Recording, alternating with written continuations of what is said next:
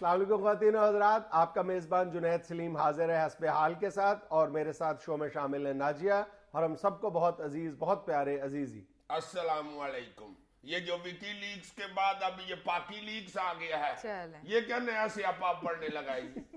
जिस तरह दुनिया भर के बारे में इंकशाफात किए गए, उसी तरह ये पाकिस्तान के बारे में छोटे छोटे मामलात में वो इस तरह की फुलझड़ियां छोड़ेंगे। क्या मतलब, क्या फुलझड़ी छोड़ेंगे? कि किस वजीर आजम ने कसाई के 1.5 किलो गोश्त के पैसे देने हैं? शहबाज शरीफ ने किस अफसर की आंख में उंगल काट मारी? राना सनाउल्लाह की मूछें बराबर करते हुए किस नाई को मूछों में से निकल के कीड़ा लड़ गया? यरदारी साहब के जीन की पैंट पहनकर गैर मुल्की दौरे के पीछे क्या राज था? क्या राज था? धोबी ने टाइम पे कपड़े वापस नहीं थे किए। मोहतरम अजीज साहब के स्विमिंग पूल में गिरने का तमस्खर उड़ाने वाले एंकर को दूसरी बोटी मांगने पर किसने मथे पे डोई मारी? ये इस तरह के रायफशा करेगा पाकी लीग? क्यों, इससे बड़ा इंकशाफ नहीं हो सकता पाकी लीग में? यार वो देखो, विकी लीग के पीछे तो करोड़ों के थबलटू लगते हैं तो बड़े बड़े इंकशाफात होते हैं। हमारे यहाँ सिर्फ लीगों के पास पैसे होते हैं, लीगों के पास नहीं होते। अच्छा, ये तुम्हें किसने बताया कि विकी लीग के पास करोड़ों के थबंटू हैं? तो इस तरह इतने इतने बड़े इंकशाफात तुम्हारा क्या मतलब है? मुफ्त में हो जाते हैं? यही तो सवाल है ना बहुत बड़ा, कि पूरी दुनिया को हिला के रख देने वाले जो विकी लीक्स है, उसके पास इतने जराए कहां से आ गए और उसने कितने पैसे खर्च किए आखिर इतने बड़े काम पर? देखो, बीइंग ए जर्नलिस्ट मुझे पता है कि इस दुनिया में मीडिया ग्रुप्स जो है वो इन्वेस्टिगेटिव रिपोर्टिंग पे अरबों डॉलर खर्च करते हैं। कमोबेश बड़े बड़े मीडिया ग्रुप्स हैं जो बहुत दरियादिली का मुजाहरा करते हैं इस तरह की जो इन्वेस्टिगेटिव रिपोर्ट्स हैं या जो बड़े बड़े इस तरह के छुपे हुए राज उगलवाने के लिए, लेकिन उनको बेतहाशा रकूम खर्च करनी पड़ती हैं। लेकिन विकी लीक्स के बानी जुलियन असांज का अपना बयान था, जुलाई में उसने एक इंटरव्यू दिया था जिसमें उसने कहा था कि हमारे पास इस वक्त कुल जो हमारे पास जो फंड्स हैं उनकी मालियत $10 लाख के बराबर है।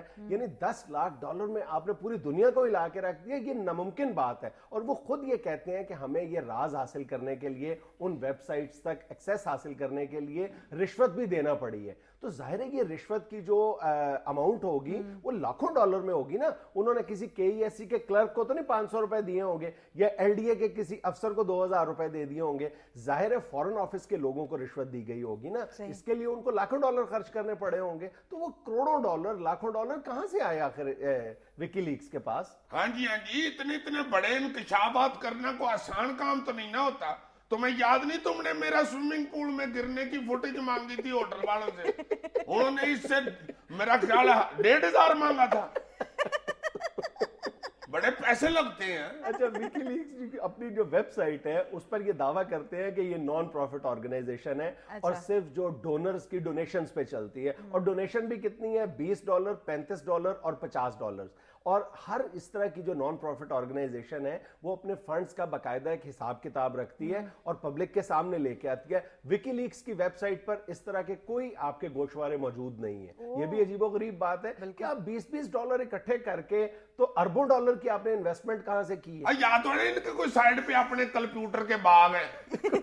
भाई जी, इस दफा बीज बहुत अच्छा था, इस दफा पेंटा 5 लथे हैं दरख्तों से। पेंटा 5 नहीं, पेंटियम 5। तो यार पेंटा 5 हो या पेंटियम 5 हो या पेंटो, मुझे इससे क्या ये समझ नहीं आती मुझे कि ये इसको विकीलीग को ये पाकिस्तान, ईरान, इराक, अफगानिस्तान ही नजर आया। इसने ये इजराइल और इंडिया का कोई इंकशाफ नहीं किया। नहीं, ये भी एक बड़ा सवाल है ना कि विकीलीक्स ने अभी तक जितने भी इंकशाफात किए हैं, या कम से कम ये कहना चाहिए कि जो डैमेजिंग किस्म के इंकशाफात हैं वो मुस्लिम वर्ल्ड के बारे में है। इंडिया के बारे में भी और इजराइल के बारे में भी मामूली किस्म के इंकशाफात हैं। सरसरी तौर पर चंद जुमलों पर मुहित उसका जिक्र जरूर है, इस तरह के कुछ मामलात का। आटे के लिमक के बराबर। हाँ बिल्कुल, नमक के बराबर जिक्र है। हालांकि पिछले चंद सालों के दौरान खास तौर पर जो इजरायली दहशतगर्दी थी, बहुत सारे मामलात ऐसे थे जिन पर अवाम ये जानना चाहते थे कि इजराइल की क्या खुफिया कॉरेस्पॉन्डेंस हुई होगी, उसके बारे में आपको एक जुमला भी नजर नहीं आता। फिर ये मामला जो है ये और मशकूक बन जाता है जब आप उन अखबारात की लिस्ट पर गौर करते हो जो जिन अखबारात को विकीलीक्स ने पहले से अपनी ये लीक्स जारी कर दी थी, वो सारे के सारे अखबारात ऐसे हैं जो या तो ज्यूइश ओन्ड है या उनके जो लिंक्स हैं उनकी ज्यूइश ओरिजिन मौजूद है। बच्चे बच्चे को पता है कि इनके पीछे कौन सी ज्यूइश फोर्सेस हैं। हाँ, सारे यहूदी, इनमें से एक भी इंसान नहीं है। हाँ, इस बात को इसलिए भी तकवीयत मिलती है कि कुछ अरसा पहले नवंबर में टाइम मैगजीन ने जूलियन असांज से पूछा था एक इंटरव्यू के दौरान कि आप अमेरिका के मुकाबले पर चाइना और ईरान को क्यों ज्यादा फोकस करते हैं। तो असांज ने जवाब दिया था कि हम इसलिए इन दो मुल्कों को ज्यादा फोकस करते हैं क्योंकि यही वो दो मुल्क हैं जो दुनिया में बुराई फैलाने का मौजब है। अब तुम जरा गौर करो कि ये वही खास किस्म की साइकोलॉजी है या टर्मिनोलॉजी है जो इजराइल इन दो मुल्कों के बारे में इस्तेमाल करता है जब इनको एक्सिस ऑफ इवल कहता है। सही। तो ये टिपिकल किस्म की ज्यूइश माइंडसेट है जो इसके पीछे है। और यार ये विकीलीक्स हो या इजराइल हो, ये सारी फफे कुटन माइया है। और मल्ले में फफे कुटन माइया नहीं होती जो सारा दिन एक दूसरे को लड़ाती रहती हैं। उधर जाके कहती हाँ आप तो तुम्हारे बारे में बड़ी अजीब बातें कर रही थी, बात करने वाली तो नहीं है, बंदा कान भी तो नहीं ना बंद रख सकता। मैं तो वैसे जाके वहां बैठ गई, मुझे कोई जरूरत भी नहीं होती, मैंने तो भी जाती, बड़ा काम में जाती, मगर जब भी जाओ तुम्हारे खिलाफ भी बोलना शुरू कर देती है। दवा करो वैसे छोड़ा। ये बताओ पका क्या है? हाँ, इतनी सारी बदहोइयां करने के बाद पका गया है। इस वक्त तो उसका दिमाग पक गया है, वो फिर तरले कर करके पूछना शुरू कर देती है। उसको भी नहीं बताएंगी, आखिर जब बहुत तकानी गल गर्म हो जाएगी ना फिर बताएंगी। कह रही थी कि ये जो शमीम है ना, मानी से मुंह लगाती, पता नहीं अपनी सास को तवी करती है। मैंने एक दफा खुद देखा था गुड्डी में सुइयां लगा रही। फिर जाके आपदा को भी इसी तरह की बातें बता देनी ना, आपदा ये शमीम को क्या मौत पड़ी है, हर वक्त तुम्हारे खिलाफ ही बातें करती रहती। ये फफे कुटन लीक है असल में। यार वैसे मेरी बात सुनो पाज जुनैद, अमेरिका के बारे में तो इसने कुछ ना कुछ कहा है। नहीं, अमेरिका के बारे में भी कोई ऐसी बड़ी बात नहीं कही जो मुस्तकबिल में अमेरिका के लिए या जो अमेरिका के इत्तेहादी हैं उनके दरमियान कोई फसाद या जंग का बायस बन सके। मामूली एम्बैरेसिंग बातें जरूर हैं अमेरिका के लिए भी और उसके इत्तेहादियों के हवाले से भी, लेकिन तुम इस बात पर गौर करो जो मुसलमान मुल्कों के बारे में जो भी उसने इंकशाफात किए हैं वो सारी ऐसी बातें हैं जो किसी भी लम्हे बड़े फसाद का बायस बन सकती है। ला भाई तुम फिक्र ना करो, मैंने वो जो अपनी डिकी लीग सोची है ना, वो मैंने जरूर शुरू कर देनी है। और मैंने ऐसा ऐसा इंकशाफ करना है ना ये इंडिया और इसराइल के बारे में। इंडिया के तो मैंने साफ छोड़ देना है इंकशाफ। ये जो मनमोहन प्रधानमंत्री बना हुआ ना, ये सिर्फ मंत्री है, प्रधान असल में सोनिया है। ये बिल्कुल इसी तरह के इंकशाफात किए जो पहले से लोगों को पता है। ये जो तुम इंकशाफ कर रहे हो ये भी बच्चे बच्चे को हिंदुस्तान में पता है कि असल प्रधान जो है वो सोनिया है। लो भाई ये बात नहीं मंजरे आम पे आई होगी।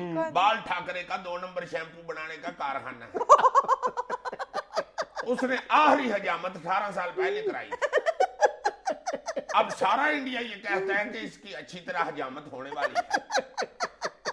एक कन मैल या खंबे को हाथ डाल के सदर ओबामा का कन साफ कर रहा था, अचानक हाथ छोड़ने से वो कन में जा गिरा। परवेज मुशर्रफ को भारतीय वीजा ना देने का मशवरा रानी मुखर्जी ने दिया था। नाज़रीन, वक्त हुआ एक कमर्शियल ब्रेक का, हमारे साथ रहिएगा। मुखर्जी ने कहा है कि ये वीजा लेके बाद में मुकर जाता है।